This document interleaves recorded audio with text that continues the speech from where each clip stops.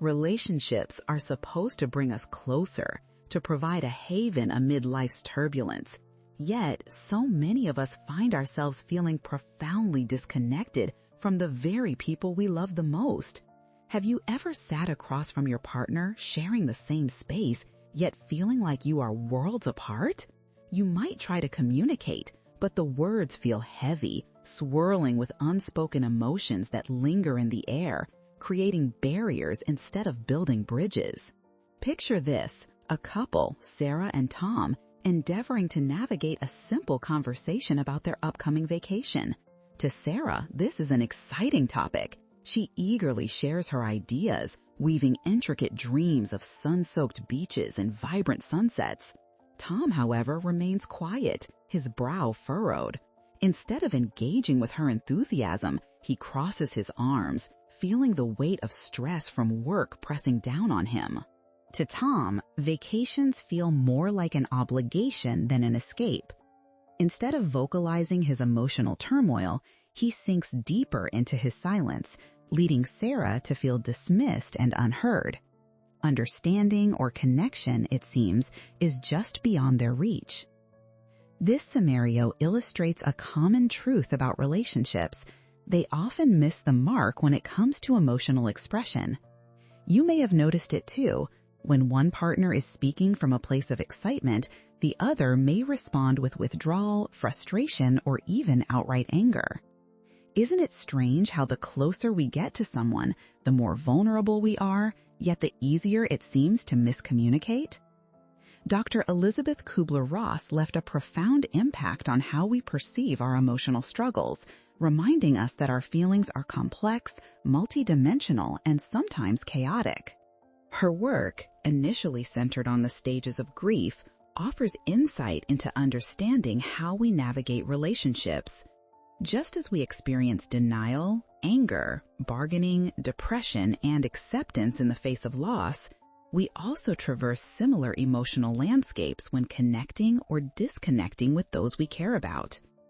Have you ever experienced the stage of denial in your relationship?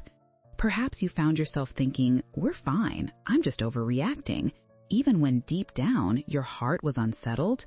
Or maybe anger bubbled up, only for it to be directed not at the situation itself, but at your partner, who bears the brunt of emotions that stem from unmet needs and insecurities. Kübler-Ross teaches us that acknowledging these feelings is the first step in preventing deeper rifts from forming over time. Why do we allow ourselves to get caught in this emotional web? Could it be that in trying to protect ourselves from the perceived pain of vulnerability, we erect these barriers that cause misinterpretation and distance?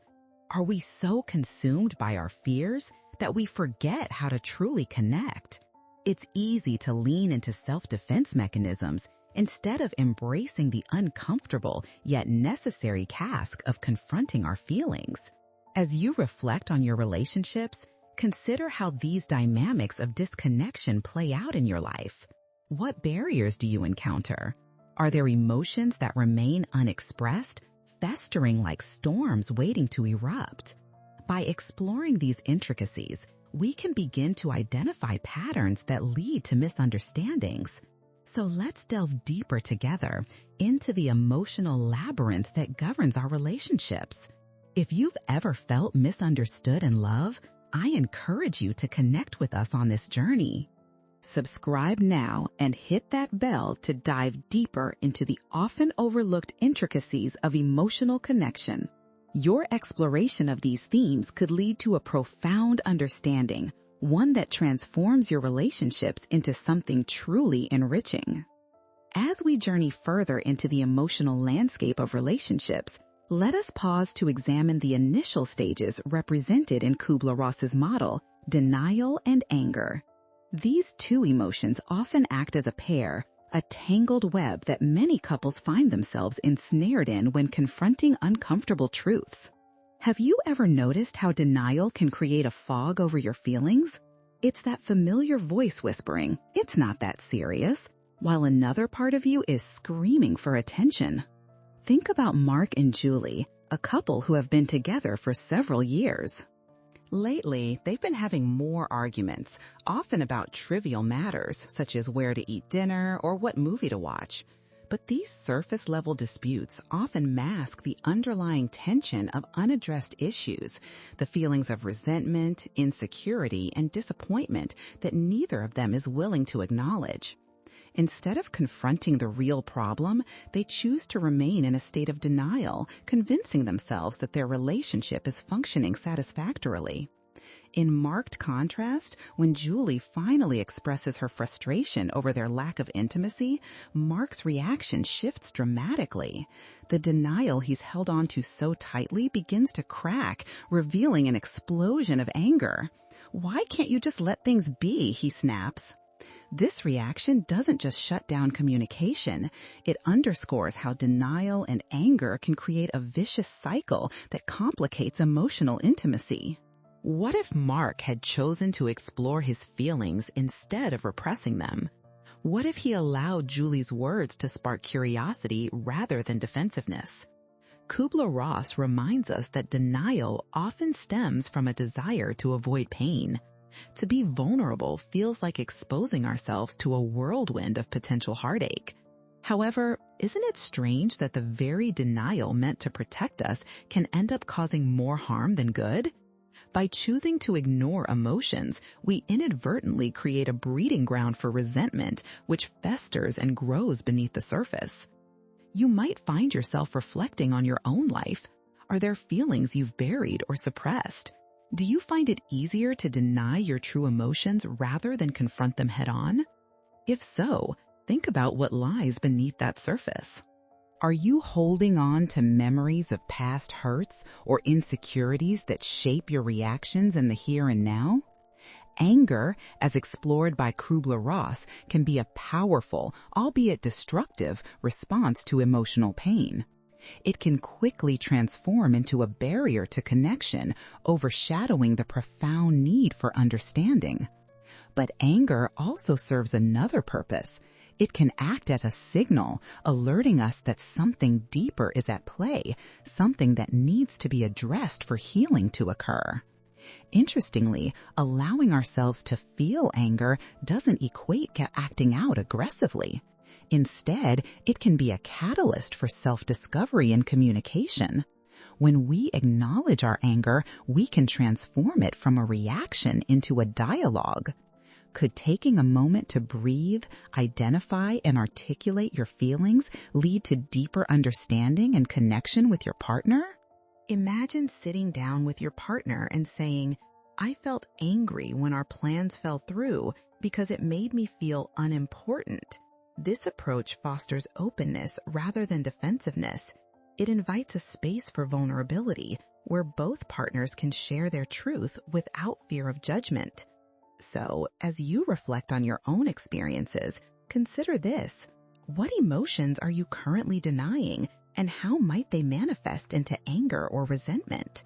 If you've ever found yourself denying your emotions in a relationship, I invite you to leave a comment below sharing your experience. Together, we can unravel the complexities of these emotions, leading us closer to the understanding that lies at the heart of true connection. Recognizing and owning our feelings, even the uncomfortable ones, is pivotal for meaningful communication. It takes courage, but moving through denial and anger can pave the way for deeper intimacy. Let's continue unraveling these emotional layers together. Stay with us as we explore the next stages of negotiation and depression and uncover the unseen bargains we make in our relationships. As we move deeper into the emotional terrain of our relationships, we arrive at a pivotal stage often defined by negotiation and, paradoxically, depression. This is where many partnerships find themselves grappling with the reality of their emotional demands while wrestling with the apparent inability to fulfill them. Have you ever felt like you were in a constant negotiation with your partner, trying to strike a balance between your needs and theirs, yet ending up feeling unsatisfied and low? Consider the experience of Lisa and Michael. They've been together for some time, navigating the ebb and flow of their relationship. After a series of superficial conversations, Lisa begins to feel that her emotional needs aren't being met. Instead of openly discussing her feelings, she resorts to hinting at them, hoping that Michael will intuitively grasp what's wrong. If he really loves me, she muses, he should know. Michael, in turn, is oblivious to the shifting emotional landscape around him. He believes things are fine because Lisa hasn't directly communicated her needs. This is the classic negotiation, where unspoken expectations clash with unawareness. Kübler-Ross teaches us that during this stage, many of us engage in a form of bargaining, often with ourselves and occasionally with our partners. We might think, if I just adjust my expectations a little, things will get better. Such thoughts can feel like small concessions that allow us to maintain some semblance of connection. But rather than fostering intimacy, this negotiation often leads to a sense of resignation, a sort of quiet acceptance that nobody's needs are being met, a breeding ground for feelings of depression. Isn't it fascinating how in trying to bridge the gap, we can inadvertently create a chasm? When feelings are left unsaid, frustration simmers beneath the surface like a pot about to boil over. It's like trying to fill a bucket with holes. The more we try to negotiate, the more our emotional energy leaks away. This sense of futility can lead to the creeping fog of depression, where both partners feel weighed down by discontent without understanding why. Reflect on your own relationships. Do you ever feel like you're bargaining for attention, affection, or understanding? What compromises have you made in the hope that your partner will recognize what you truly desire? It's easy to identify the lack of communication in others, but can you see it in your own life too? This process of negotiation often resembles a dance, one partner stepping forward while the other steps back. But when the rhythm is off, one partner trying to express needs and the other misreading cues, the dance turns chaotic. Instead of a waltz of connection, we find ourselves in a standoff, feeling isolated and despondent. The very act of negotiation, intended to foster understanding, can slip into a double-edged sword that keeps us trapped in emotional stagnation. Yet, how do we turn this dynamic around? How can we transform the invisible contracts we set up in our minds into real conversations? This is where the teachings of Kübler-Ross become especially poignant. Understanding our emotions, the insecurities wrapped in those fears, can empower us to communicate in more authentic ways.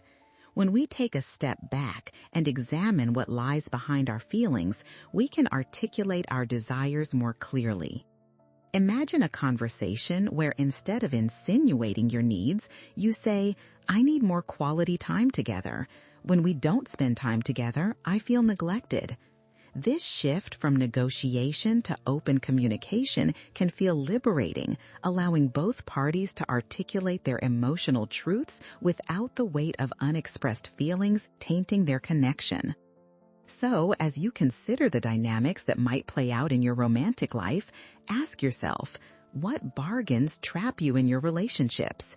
How can owning your emotional needs lead to a more profound understanding and connection with your partner? If you have a personal negotiation tactic you've used in your relationships, I encourage you to share that in the comments below. Let's explore together how these insights can lead to healthier interactions. By recognizing our patterns in negotiation and acknowledging the feelings lurking beneath the surface, we can pave the way for clearer, more heartfelt exchanges. Join us as we transition into the next phase of this emotional journey, the chaotic and often convoluted path of criticism, where miscommunication can escalate and lead us away from connection. As we navigate through the tangled web of our emotional lives, we arrive at a stage that can often feel like a minefield: criticism. This is where the innocent undercurrents of misunderstanding can erupt into verbal volleys that strain the fibers of our relationships. Have you ever found yourself caught in a cycle of blame with your partner, where every disagreement feels like an attack rather than an opportunity for connection? It's a common tale, one that many couples find themselves living through without realizing that criticism often ends up creating greater distances instead of resolutions. Take the example of Dana and Eric, a couple that once thrived on shared experiences. They adored each other and had a beautiful life. But over time, unmet needs and unresolved frustrations began to build a fortress of resentment. Each time Eric would forget to take out the trash, Dana would roll her eyes and make a pointed comment like, "You never listen to me. Can't you do something as simple as taking out the garbage?" What Dana saw as a call for help was perceived by Eric as a full-blown critique of his character.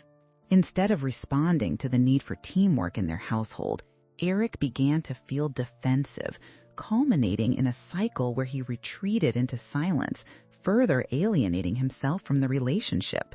In this scenario, criticism transforms from a request for change to a harsh indictment. It loses its connection to the original emotion and becomes a weapon instead of a bridge. Isn't it ironic how the very words we use to communicate can become our greatest hindrances in connecting with those we love? This is where understanding the teachings of Elisabeth Kübler-Ross can provide clarity. When we criticize, we often do so from a place of hurt or fear of abandonment, fear of inadequacy, yet we fail to express the underlying emotion. You might be wondering, what happens when we go beyond criticism to explore what truly motivates our words? What if Dana had approached Eric by expressing her feelings rather than coloring her emotions with hurtful words? Instead of saying, "You never listen to me," she could have said, "I feel overwhelmed when things pile up around the house. It makes me feel unsupported." Such a shift in language could invite a dialogue rather than a debate, allowing Eric to understand Dana's emotional context instead of feeling attacked. As you reflect on your own communication patterns, consider these questions. Do you find yourself criticizing your partner more often than you are acknowledging their efforts or emotional needs? How might a subtle shift in your language transform a critical statement into a moment of connection? The path to clearer communication often hinges on recognizing that criticism can stem from our own insecurities, and framing our thoughts in a way that fosters understanding is vital. So how do we combat the urge to criticize? One effective strategy is to practice the art of I statements, focused expressions of what you feel rather than what your partner is doing wrong. Imagine saying, "I feel neglected when we don't spend time together." Instead of the accusatory, "You always prioritize your work over me." This approach doesn't place blame, but rather opens the floor for dialogue and understanding, inviting your partner to meet you in an emotional space rather than defend themselves against a perceived assault. When we learn to share our emotional truths instead of flinging critiques like arrows, we invite vulnerability and connection back into our relationships. This transformative practice has the potential to radically shift the tone of interactions between partners, creating an environment where both individuals feel heard and supported. If you found yourself caught in the criticism cycle, perhaps consider what it might look like to shift from blame to understanding. I encourage you to share your experiences in the comments. What changes have you noticed when you choose to express your feelings over criticisms? How has it impacted your communication with your partner? As we unravel this complex interplay of emotions, we can begin to stitch together the fabric of connection we all yearn for. Let's advance from the loop of criticism to explore the stage of depression that can follow unresolved conflicts, an often silent period that might lead to feelings of isolation, even as we remain physically close to our loved ones. Join us next as we continue this journey into the depths of emotional revelation. As we delve into the stage of depression, we encounter the often quiet aftermath of unresolved conflicts, an emotional state that can feel heavy and isolating. It's not uncommon for couples to find themselves drifting into a space where they feel physically present but emotionally absent from one another. Have you ever felt that sting of loneliness while lying next to your partner, wondering how the warmth of their presence can feel so cold? Take Sarah and Tom, for instance. They've been married for years, supporting each other through life's ups and downs. Yet recently, a series of unresolved arguments led Sarah to retreat into her shell. She feels disheartened that her needs seem overlooked, while Tom, unaware of the emotional rift growing between them, carries on with his daily routine, believing everything to be fine. This is the hidden layer of depression in relationships, a silent accumulation of pain where two people can coexist but feel incredibly distant. Kübler-Ross illustrates that depression often surfaces as a reaction to the emotional turmoil created by conflict. Inside Sarah's heart, a mix of sadness and disappointment festers, growing like weeds in a neglected garden. Though they share a home, her emotional needs are unmet, leading her to shut down. She might find solace in quiet corners of their shared space or immerse herself in work, but inside, a quiet desperation takes root. How often do we let this happen? Are we so caught up in the daily grind that we fail to notice our own emotional deserts expanding? This stage can be particularly insidious because it often masquerades as a passive acceptance of the way things are. We fall into the dangerous trap of normalizing our disconnection. Ask yourself, have you ever found solace in routines that ignore emotional reality? Do the silent dinners and short conversations between you and your partner ever leave you feeling more like roommates than lovers? Recognizing depression within ourselves or our partners can be challenging, especially if we choose to wear happy masks in public. We might scroll through social media, inundated by images of radiant couples, unaware that behind those smiles, many are submerged in similar struggles. The irony lies in how the fear of acknowledging our sadness can perpetuate the very isolation we dread. What if we dared to be honest with ourselves and each other about our feelings? It's essential to understand that acknowledging depression doesn't imply weakness. Rather, it is an invitation to reclaim emotional ownership and foster healing. You might start small, turning to your partner and saying, "I feel a bit lost lately, and I think we need to reconnect." This simple expression of vulnerability could ignite a crucial conversation about emotions that may have long been buried. While the thought of opening up might seem daunting, remember that this is also an opportunity for growth. Invite your partner into a talking space where both of you can explore your emotional landscapes together. Can you imagine what it would have been like for Sarah to express her feelings of disconnection to Tom? The conversation could provide both a roadmap out of the emotional wilderness and a chance for deeper intimacy built on vulnerability. So take a breath and allow yourself to reflect on the state of your emotional connections. Are there feelings of loneliness or sadness that you've buried in fear of upsetting your partner or disrupting the status quo? If you resonate with Sarah's situation, I invite you to share your thoughts in the comments.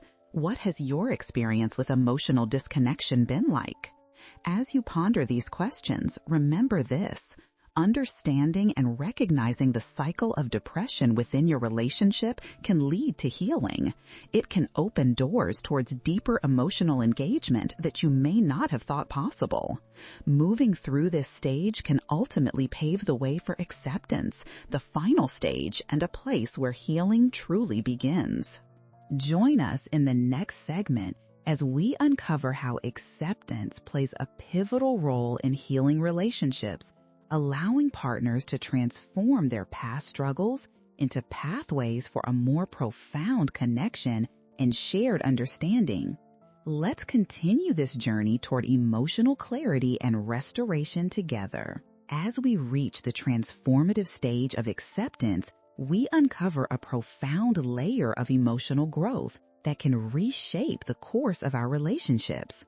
Acceptance, in its essence, is not about giving up or resigning ourselves to our circumstances. Instead, It is about embracing the reality of our feelings and the nuances of our shared experiences. Have you ever found yourself in a moment of clarity where instead of resisting your emotions or your partner's behavior, you chose to accept them?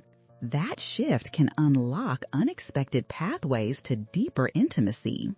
Take the journey of Mia and Jake, a couple who faced a particularly tough season in their relationship. They experienced conflict after conflict that left both feeling exhausted. Mia often felt unheard, while Jake struggled with feelings of inadequacy when it came to meeting her needs. After a long emotional standoff, they reached a turning point. Sitting across from one another, Mia took a deep breath and expressed, "I realize I've been holding on to my frustration, but I also know that you're doing your best." In that moment, Mia chose acceptance, not only of Jake, but of her own feelings as well. This acknowledgement of their struggles allowed them to meet each other with compassion rather than judgment. Acceptance doesn't mean we disregard our feelings or issues. It means we recognize them as integral parts of our relationship's journey. It's this delicate balance of acknowledging flaws while still appreciating the person we love.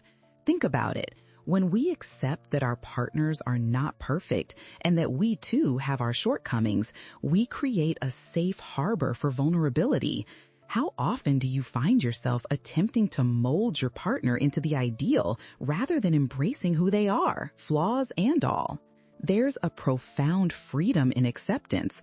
It allows us to let go of the need to control or change our partner's behavior and fosters an environment where growth can flourish. This doesn't mean ignoring critical conversations. Rather, it encourages constructive discussions that arise from a foundation of understanding. Imagine turning to your partner and stating, "I accept that we are both on different journeys, but I want to grow together with you." Such a statement opens the doors for collaboration instead of confrontation. Acceptance can often feel like a leap of faith. We might fear that by accepting a situation, we are condoning it. Yet, this is where the wisdom of Kübler-Ross becomes relevant. She teaches us that acceptance encompasses recognition of reality, a grounding in the present moment. It's a practice in mindfulness that allows us to appreciate what we have while still seeking to improve the relationship. Have you had moments when you felt overwhelmed by the weight of expectations, only to realize that acceptance could lighten that load? As you reflect on your own relationship, consider what areas might benefit from a deeper sense of acceptance.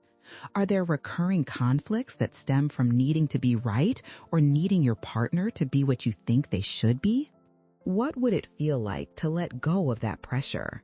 If you find value in the concept of acceptance, perhaps share your insights in the comments.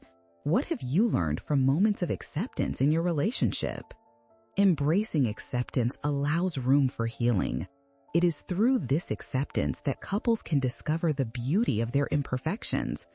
We learn to find strength in vulnerability and to create a dialogue infused with compassion.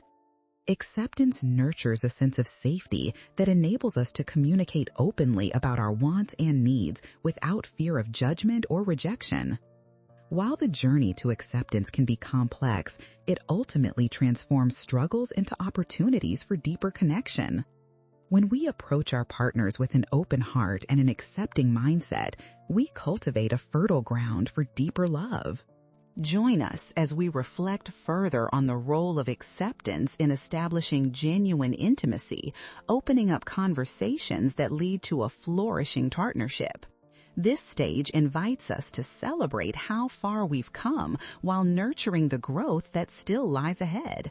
Together, let's continue to discover the profound pathways of emotional revelation that lead us to more fulfilling relationships.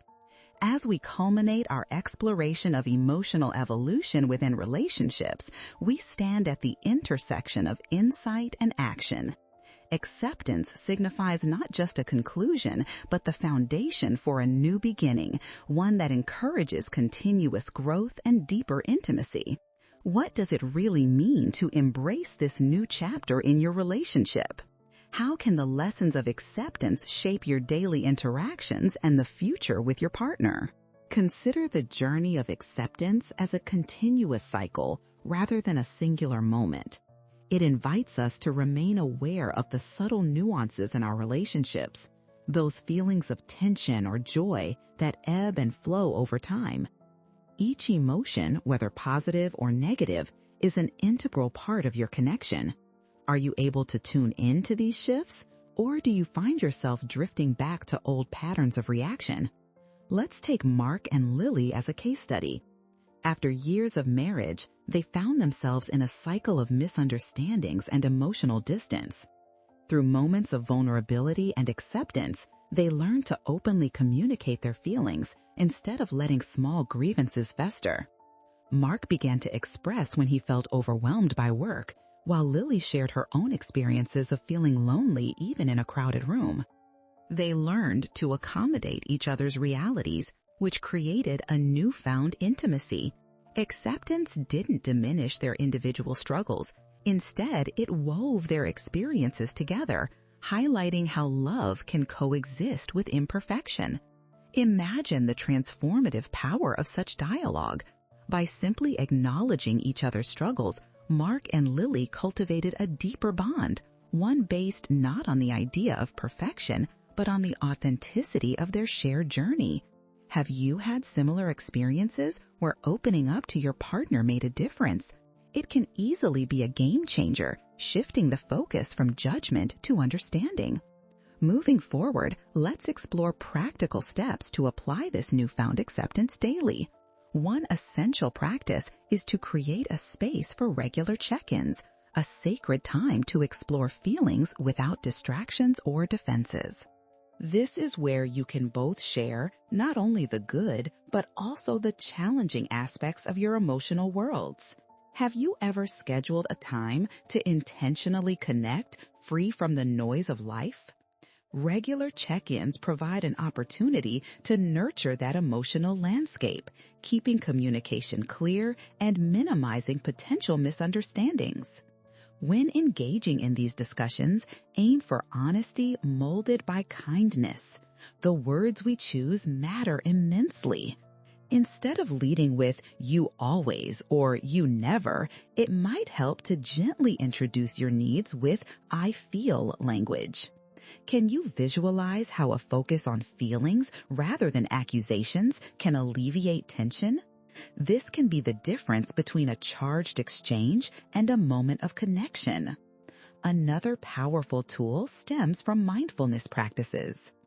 Cultivating awareness of your emotions and thoughts before articulating them can help you respond instead of react. Picture yourself acknowledging a moment of anger or frustration, and rather than allowing it to dictate your response, taking a deep breath and considering how to express that feeling. What if you asked yourself, what do I truly need right now, before approaching your partner? This moment of reflection can make your communication more thoughtful and grounded. As you embrace these tools, consider how acceptance can lead to a culture of gratitude within your relationship. Appreciating the little things, chores done, hugs shared, or simply the peaceful moments together can foster a more loving environment. As you practice acceptance, you might start to notice how gratitude and love become intertwined. Are there small gestures of kindness or appreciation? Let's reflect on the powerful impact acceptance can create in your own love story.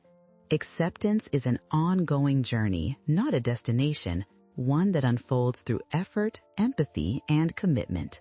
Invite your partner to join you in this path of emotional revelation. Encourage open discussions about how you can both better navigate your experiences together. In conclusion, acceptance lays the groundwork for deeper emotional connections.